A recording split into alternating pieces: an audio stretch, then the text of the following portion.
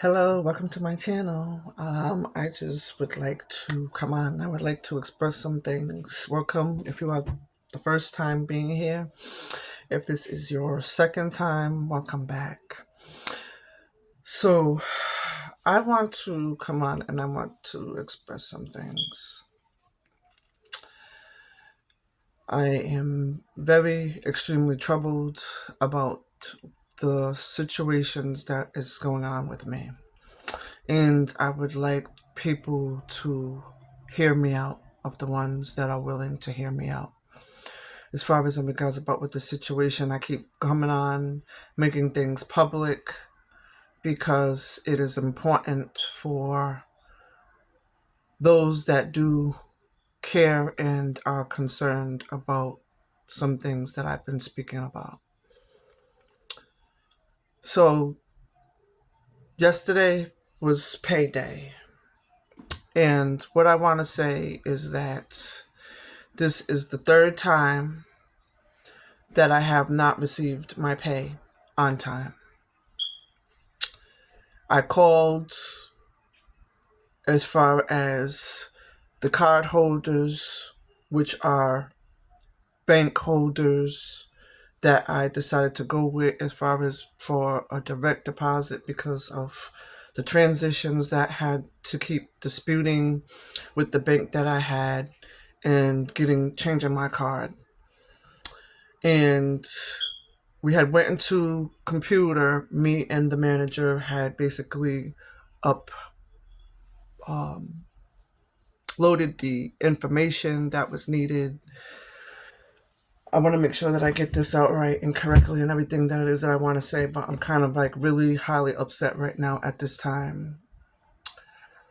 We had uploaded the information for what it is that I needed to upload for my pay to be direct deposited.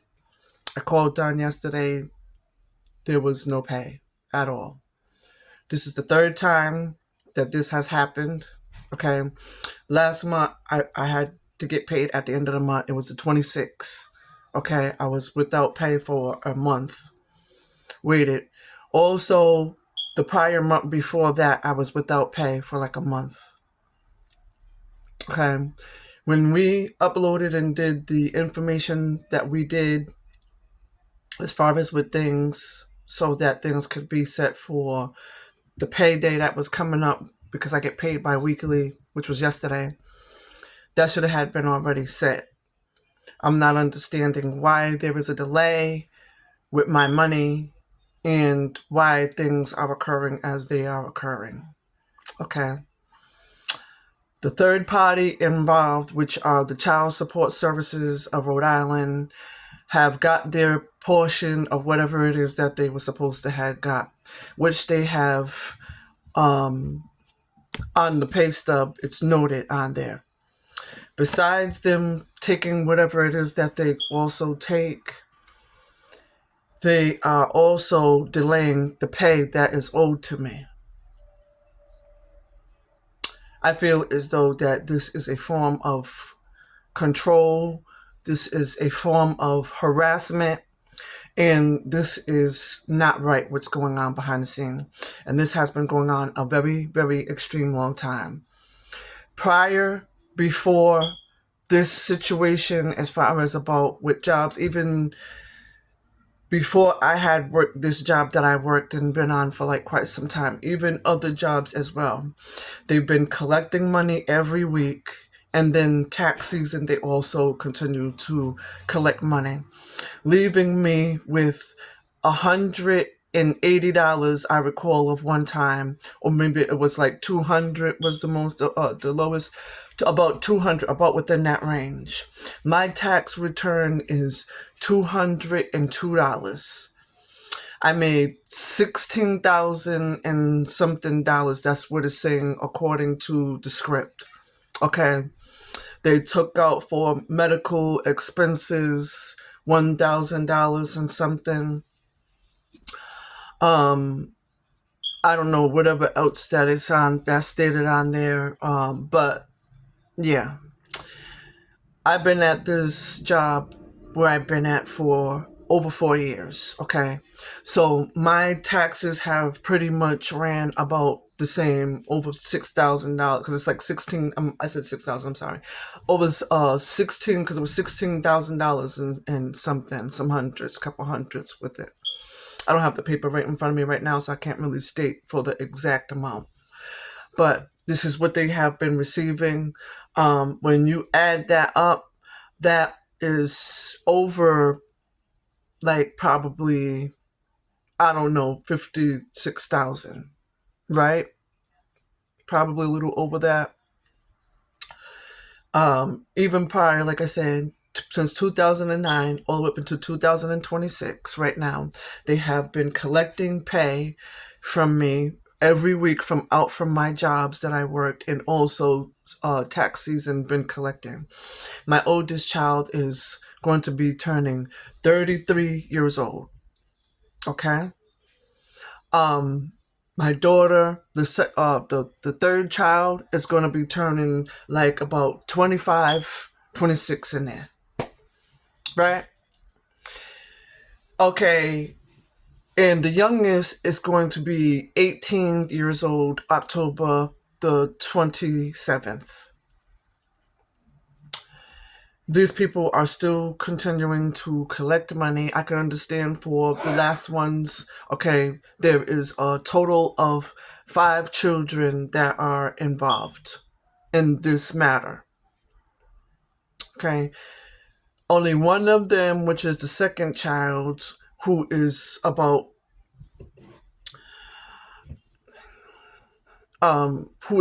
like 30, going on 30, October the 5th at the time.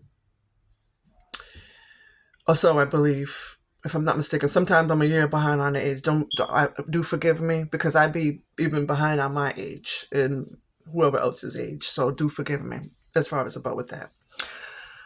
But yeah, these children are older. These children are adult.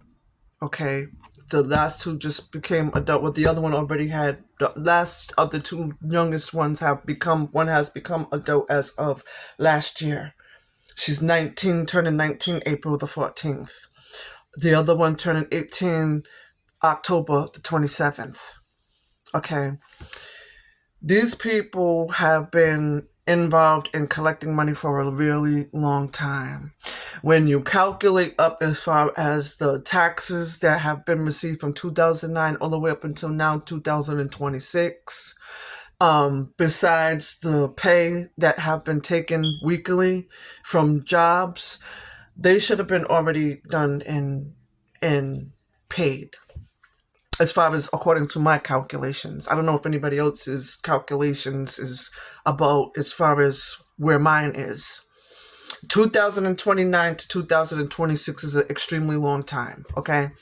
And like I said, I've been working. They've been able to collect from jobs.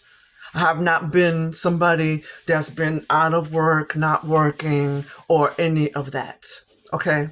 So I just want to make that known too, for anybody that want to run their mouth and say, well, oh, maybe she wasn't working. Maybe she wasn't doing what she's supposed to do. No, I've been doing exactly what it is, what I'm supposed to do. I've been very cooperative as far as with these people, and I have basically placed an agreement. We was with the agreement, whatever we was with. That's what the agreement's supposed to stand as. Now, I'm going to also go into something else. When I resided at a residence, okay, which was up on Charles Street, Rhode Island, I was being harassed. Okay, and at this time, my daughter was in the care of the father. Okay, the daughters have the same fathers, the sons don't. Okay, whatever. I know y'all judge people when people say how many, whatever it is that they say. I don't care. Just let me tell my story.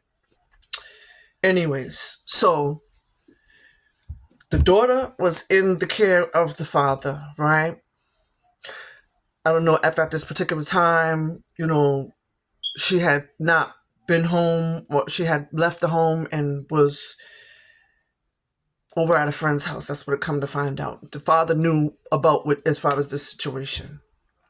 I'm bringing this up to tell, and so that you guys can see the bigger picture of all this stuff that's happening and going on.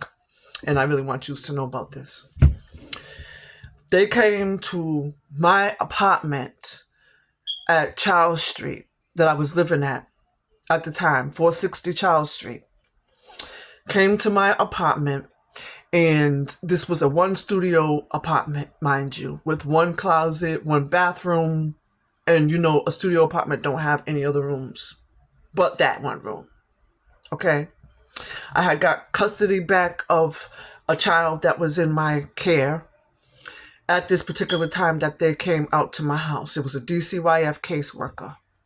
She comes knocking on the door, tells me that she needs to come up into my apartment to search my apartment. I guess she was looking for my daughter because my daughter wasn't home with the father, right?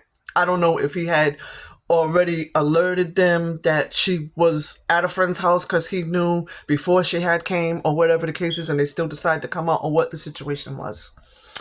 So I'm like, can I see some paperwork, or whatever? Like, my children are not in my care. Only the one child that came to the door with me, which was Tyron at the time, my second son.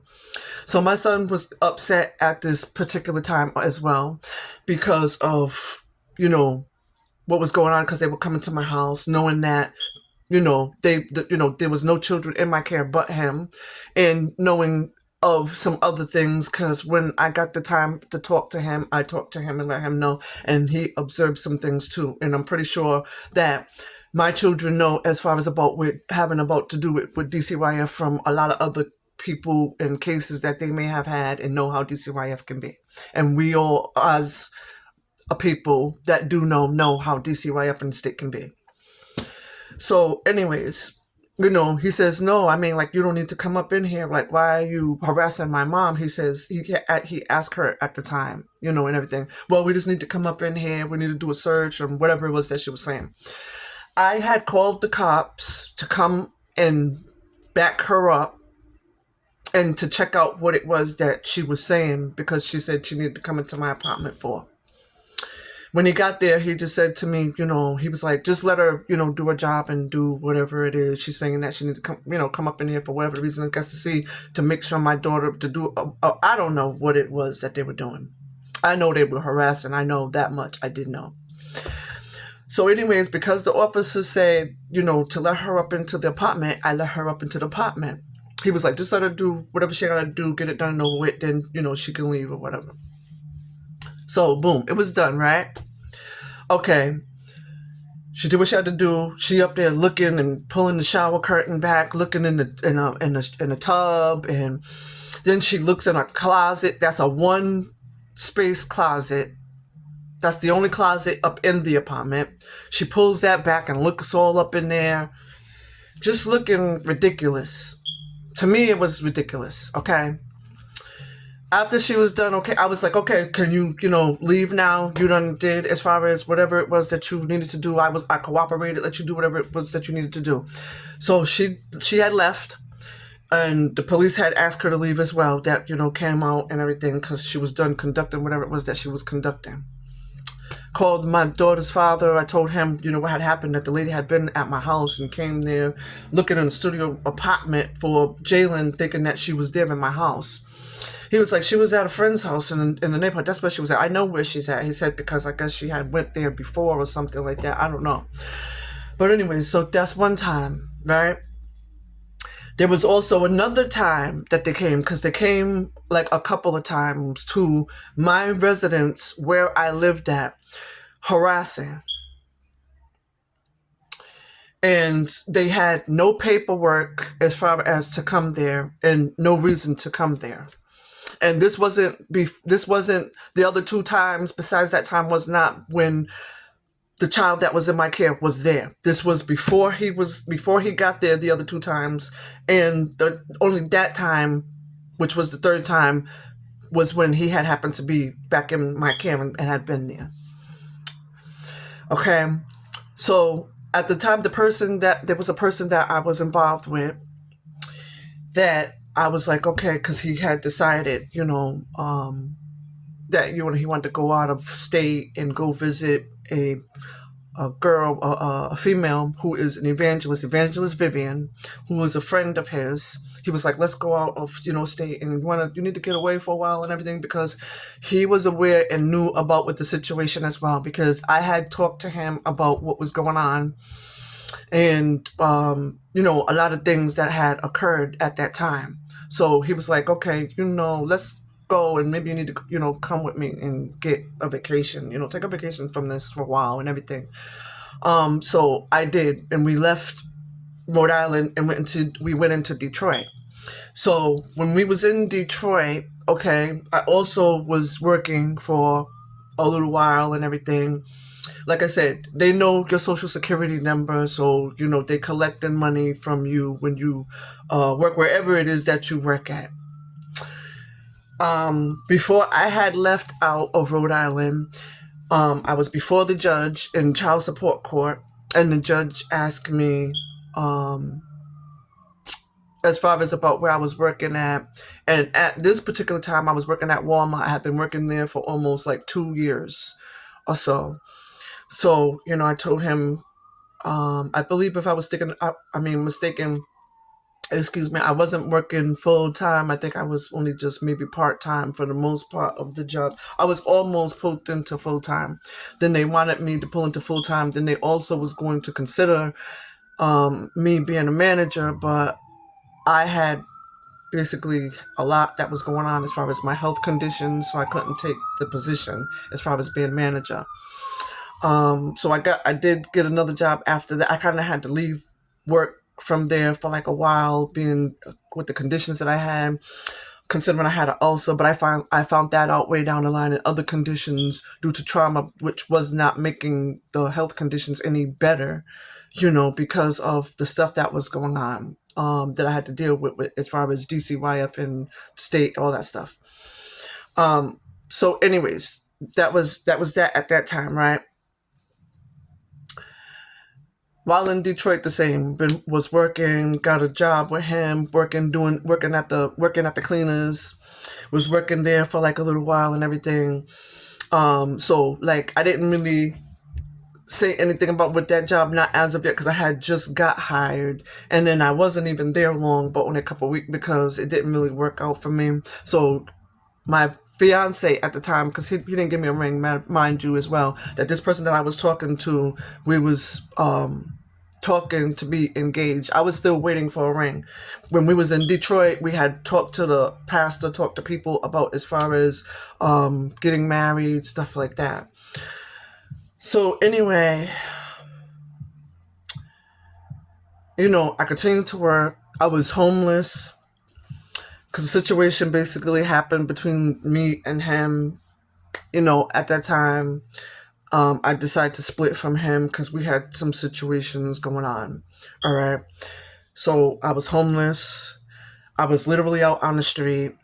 I was basically sleeping, in newly renovated homes. Okay. And they was still like hot water and things like that. Whatever. So I had to clean, but I had to clean myself up, and to prepare myself, because I was still working and I needed to get myself prepared for in the mornings for when I had to go to work, or just get prepared for the day to be, cleaned up and stuff. Or either I had to find like like a lobby or wherever, like of a hotel, or what, things like that. You know how it might be like when you're in a homeless situation. Okay, had to have food stamps sent to me. Okay, and how I had to do that, I couldn't do that at first because I had no address. So I had to try to get a P.O. box. That didn't really work for me because there's a certain setup that you have to have in order to get a P.O. box, right? Okay, so eventually I ended up in a safe house. Okay, in all this process, mind you. So I ended up in a safe house. I was there for a while and everything. Um, I continued from the because I couldn't get into a safe house like right away. I had to go into like a walk-in center in order to get into the safe house. I was in the walk-in center for quite some time. It was like, I believe, if I'm not mistaken, like maybe like 5 weeks or something. Had to sleep in a folding chair because they had like no rooms like where there were beds or anything like that. So anybody that checked into the, to the walk-in center of the Detroit had to sleep in folding chairs. That's how you slept from night to night or whatever. So I had to do that until I was able to meet with the caseworker every morning and everything to try to find placement into some kind of shelter or something like that, to be placed so I could have an address, try to save up some money, having them hold money because they hold money for you, so that you can get into some kind of housing or whatever. They also help you look for housing, and I had applied for Section 8 at that time. I had got up out of there because I had so many health conditions that was going on. I was hospitalized on 2 different occasions due to stress related circumstances. Okay. I talked to my oldest child. My oldest child had happened to be in Georgia. So I was talking, and it was considered that would be best for me to come, to go into Georgia, because I was having the health conditions that I was having, and then like with him, as far as the person that was supposed to be my fiance at the time, we was going through some stuff, and things were just what they were. He was fighting up against a lot with as far as just getting himself together and stuff like that. So I felt as though that was the best thing to do, was to separate from him. So I did that. From that point, got in, and went to Georgia. Okay, basically was there and set up with my oldest child, continued to work and everything. I wasn't working for like a couple weeks when I got here because I had to find a job and everything. So I found a job. It took me about, I want to say probably about probably almost 4 weeks in before I could get a job, something like that.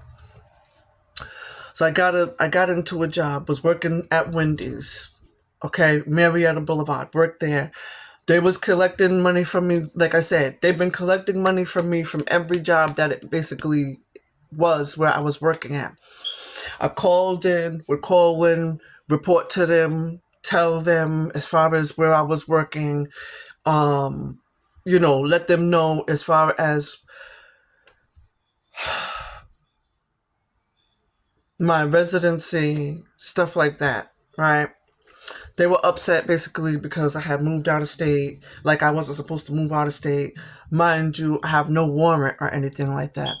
So if I have just a case and you placed abandonment on me, right? Okay, you placed abandonment on me basically because of what somebody else did, but me considering being the parent.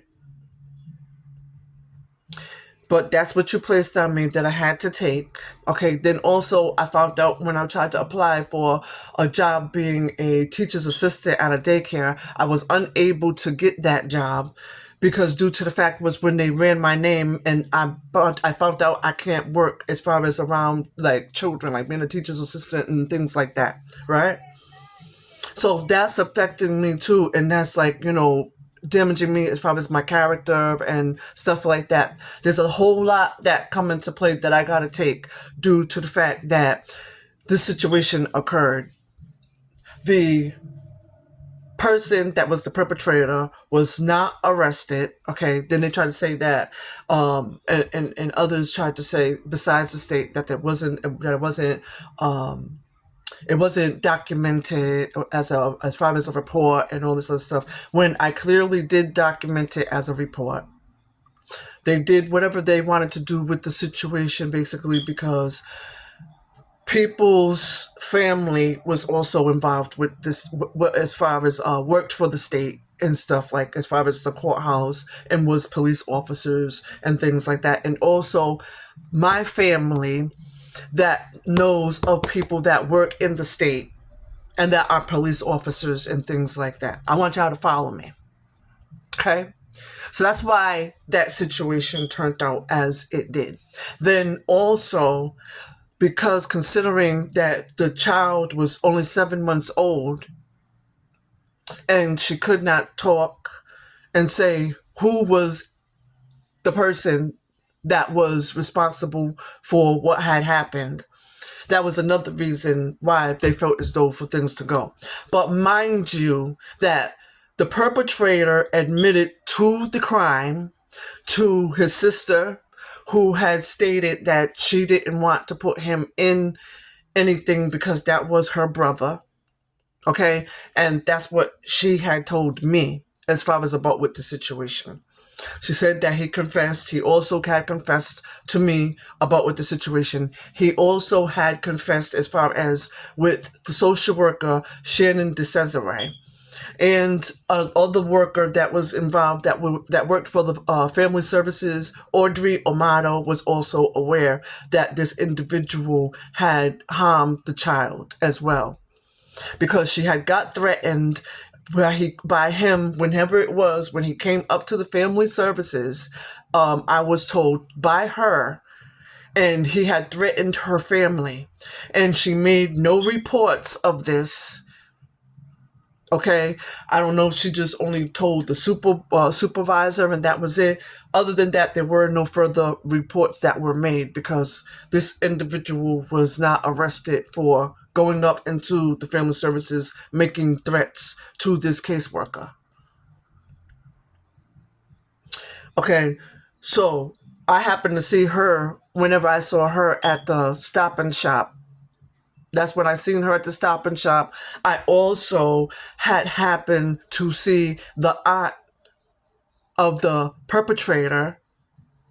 Okay, and when I saw the caseworker first, I happened when I did, because I was shocked, because I went into the Stop and Shop for something, and I guess I didn't find what it was what I was looking for. I went in there to get a drink and a snack or something, because I took the bus up that way, and I happened to see her. She was coming in, so when I seen her, that's when she told me, because I said, well, I was expecting you to be, to have the case, and I haven't seen you working the case or anything. I got a whole nother worker that was working the case at Family Services up in Fox Point, I guess that's considered the East Side.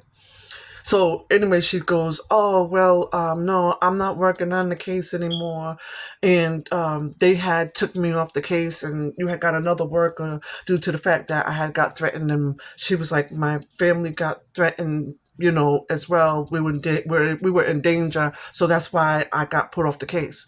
So I'm like looking, and I'm saying, like, so you mean to tell me, you're telling me that you got put off the case because you got threatened and your family got threatened, but nobody else knows about this situation? Like, it wasn't brought up in court, it wasn't reported to the police or whatever. I don't know what the situation may have been. Or if it was reported to the police, there was nothing further that was done about as far as with this situation. Okay. So, anyways, after she said what she said, all of a sudden, here is the aunt. The aunt walks in. So the aunt goes, oh, oh, hey, because I was surprised to see her walk up in there and everything. I stopped her and told her. I told her, okay? So I don't care who's watching this and who gets upset about whatever, because I'm upset about as far as whatever and all that has taken place and what I had to go through about with this situation. So I could care less about whoever don't feel that I should be saying whatever it is that I'm saying about with this story, point blank period. Because this all needs to be public and known, because things still continue to carry out that I have to go through about with this situation, and it's not right. I'm still getting harassed behind the scenes and all this other kind of crazy stuff that's going on illegally. So anyways, I see the aunt. When I see the aunt, I tell her, I say, oh, because she said, oh, you's going to be getting the baby and everything. Because mind you, the last child that I had happened to be the perpetrator's child, because I found out that I was pregnant and like afterwards with the child by him around in the process when this stuff had occurred, was going on. I don't believe in abortion, so I was not aborting my child at all. So she was like, "Oh, you're not gonna get rid of. I mean, not gonna get rid of the baby. You're not gonna have the baby. Do you know if my nephew gonna have the baby or whatever?" I told her, I said no. I let her know and told her, I said that he was not getting the child, and they were not gonna give the child to him. As far as what my understanding was, what I was told from a worker was because of what had occurred with my 7-month-old daughter that basically he was responsible for. So that's why the child was not going to be reunified with him in any kind of type of way or any of that. And the child could not be reunified with me neither, because they were feeling like if they let me have the child, that it's going to be like, oh, well, he's going to be wanting to see the child and me letting him see the child and all this other stuff. When I specifically had told the caseworker, when I talked to her, who was Shannon DeCesare at the time, right? Told her, I said, well, you can place me and put me like somewhere else, whatever, into another part of Rhode Island, wherever it might have to be, where I can live or whatever, and with the child and still, be able to have access. And I said, if that's going to be the case where it's going to fall back, where things are going to be like messed up for me, I won't, let him see the child or whatever the case is, if it's going to be problems on top of whatever that might be going on. So they still felt as though however that they felt about with the situation. The aunt said, oh, after I told her whatever it was, she continued to go into the market. I had left. I continued to walk and got on the trolley to head back to wherever it was wherever I was going and travel that day. Decided to head back. I think I was on job search that day or something like that. But anyway, I continued to travel. That was that, right? As I said, that was a situation as well, besides me keep on, when I was going to like I did the case plans and all that and everything. Mind you that with the case plan, that when it was on this particular child that I'm talking about, of the perpetrators, right?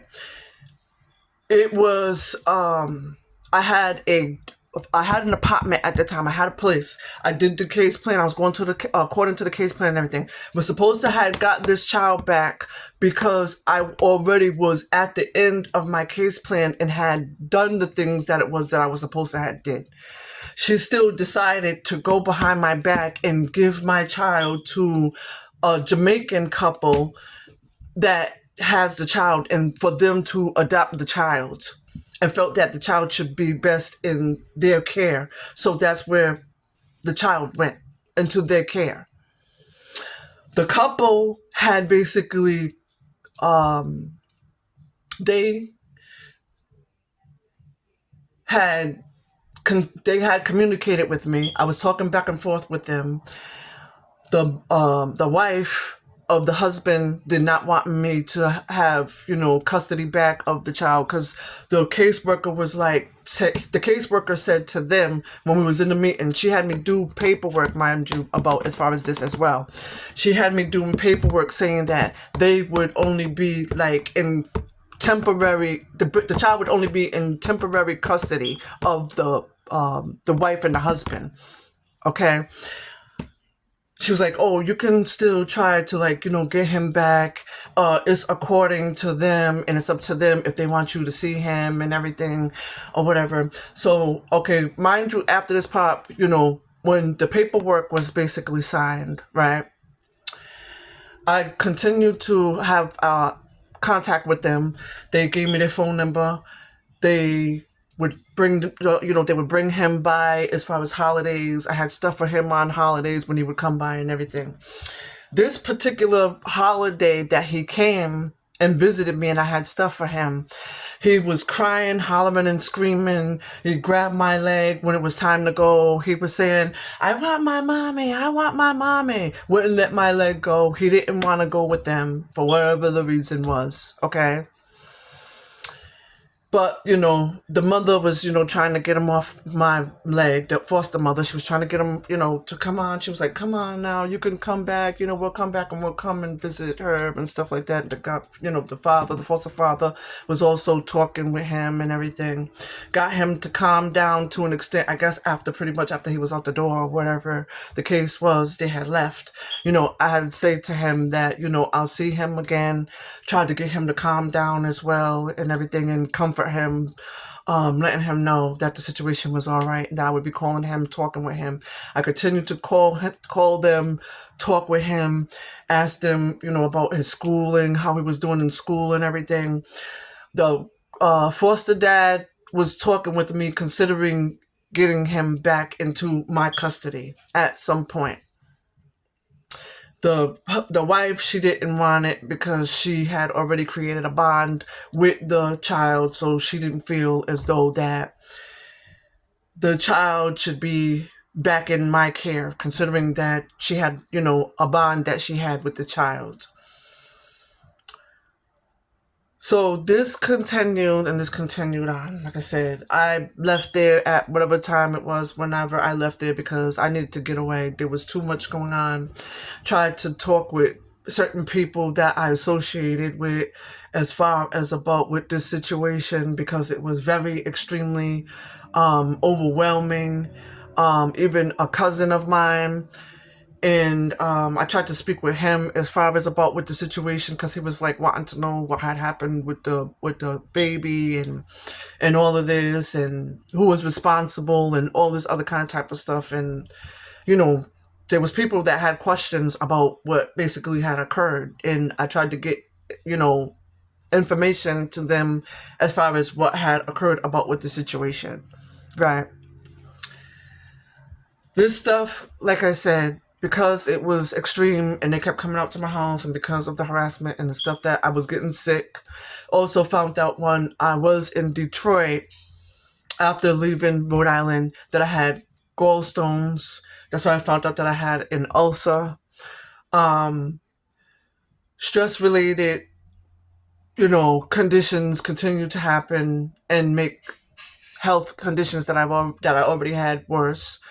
At this point in time, I stand with seizure-like symptoms, stroke-like symptoms. The ulcer has not been bothering me as much like it usually has, but I have been having issues. I need hernia repair. Okay, that's having nothing to do about as far as I don't believe as far as the stress related and the trauma stuff. But I just would like to share and want to share all these things that's going on. I get involved with the job and then move into a whole other different area of Georgia, being in Georgia, continue to work. After the fact, as I continue to work, these people have been collecting money, collecting income tax money as well. Okay, leaving me with only maybe like $212 for as far as tax returns. I got the printout on this script, and I got the printout as far as with the other script as well that I had. Okay, so I hardly being left with hardly anything as far as to work with, as far as survival or any of that. Okay, and that's why like I keep coming public and stating everything that it is that I'm stating. Then not only that, right? So then it works against me as far as they think they can stay behind the scenes, right? And because of the stuff that occurred and took place, right? They think that they can stay behind the scenes. They continue to harass me. I called the cops out here as far as what was going on with my phone being tapped, my messages and stuff being invaded, privacy being invaded, my email being invaded, my conversations being recorded, also other stuff that I found that's going on that's not supposed to be going on that I reported to the police, right? They've been out to my residence, I don't know how many times, right, in regards to this. And I've also been to the police headquarters as well. They continue to say that they're making reports. I don't never ever see them as far as writing anything down, as far as the reports or any of that and anything done, due to the fact that they continue to talk with people that's of the state of Rhode Island and detectives and other people that have been doing foul stuff, right? And that try to be out and painting this picture for a long time up to now, painting me looking like I'm crazy and like what I'm saying is delusional, and playing all these kind of type of games that they've been playing for a long while now, along with certain other family members as well, due to the fact that I've been a black sheep of the family, due to that the family, certain people of the family have been associated with other people that have done quite a bit of stuff throughout my life as well. Okay, have created hardship, would create confrontations with me, make up things of why the reason is why they were creating confrontation, and all this other kind of type of stuff. And think as though I don't know what is going on and like I'm some kind of fool and I have no kind of knowledge of what's going on. And that's why, like, I continue to talk and expose all this kind of type of stuff. I continue to make reports. I continue to make this public. I just called the police department of Smyrna, Georgia, okay? And I had basically told them, as far as about that, I'm still continuing to have recordings done of my conversations of my through my device, a spy device. I'm being notified is linked to my device, and all kind of type of other stuff is going on that's illegal. That's not supposed to be going on.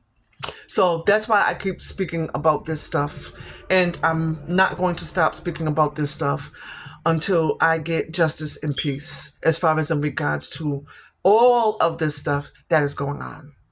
People are not going to continue to stay behind the scenes and harass me and bully me and seem as though that I'm not supposed to speak up as far as about what's going on, and think that they can stay behind the scenes and I'm not going to speak as far as about anything. That they're just gonna try to bully me to stay silent, make threats for me to stay silent, continue to bully me to make me afraid to not say nothing or whatever the case might be. I don't know who it is, who you guys think that you are and who you're running, but you got the wrong person. You've been up to what you've been up to for however long that it is that you've been up to. And I know why, the reason is why police department don't budge to do anything. But like I said, and I said in a previous vlog before, I'm going to call down there to Rhode Island, and I'm going to make sure that I make this stuff known.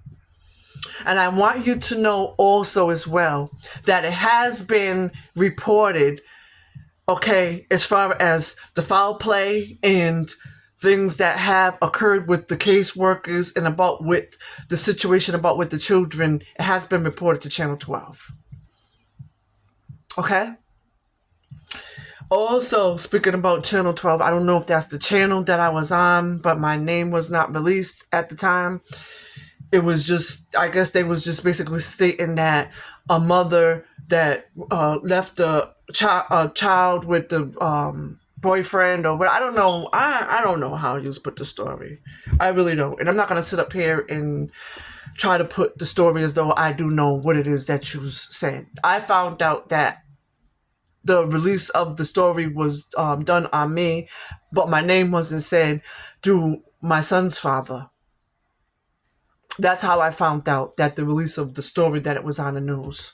It was mentioned, my address and all that. So that's why I was wondering why people was looking at me all crazy when I would go outside my apartment and, try to do whatever it is that I'm doing, and I'm getting weird looks and all this stuff that's going on because you had released a story about what had basically occurred But you didn't release the story as far as about the foul play that was involved and how you went about to conduct and do the things that you did as far as about with the records and stuff like that.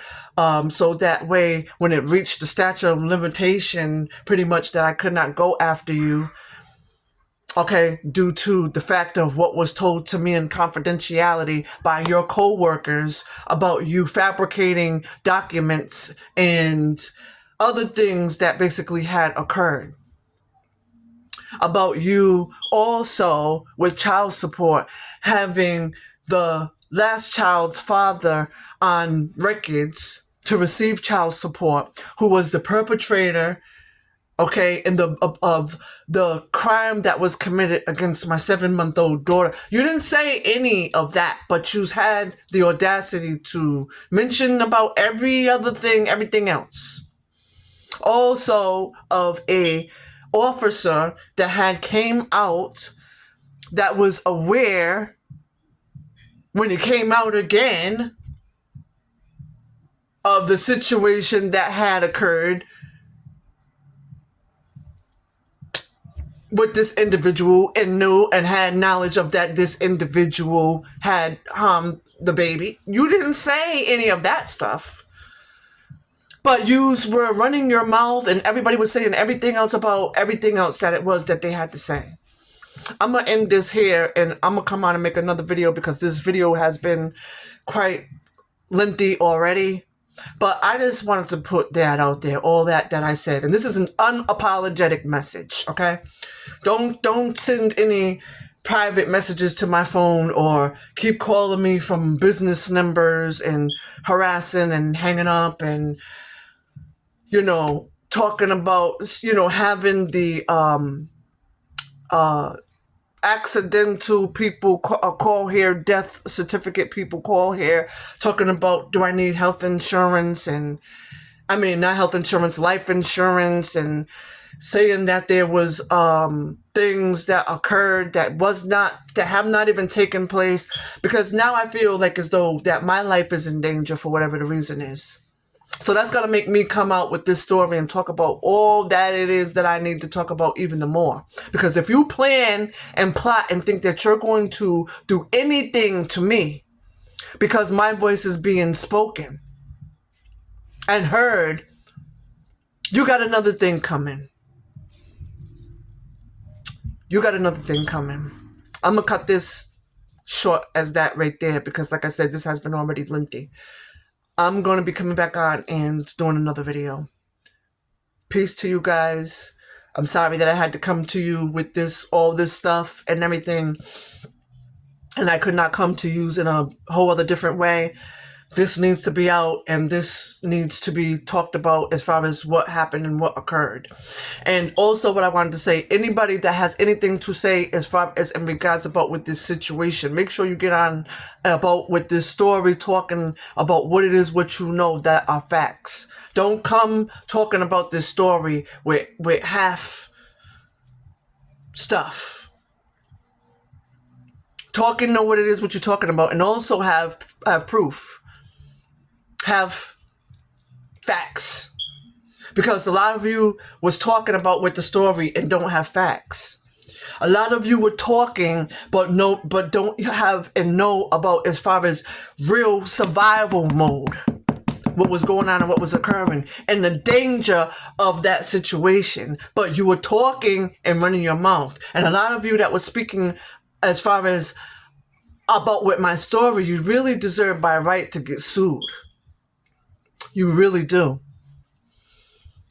Anyways, I'm going to close that out. This final time telling you that I'm going to close this out. I'm going to close that out as that right there. I'm going to be back and I'm going to talk with you guys. You guys be blessed. Have a safe, beautiful day. Talk to you guys later.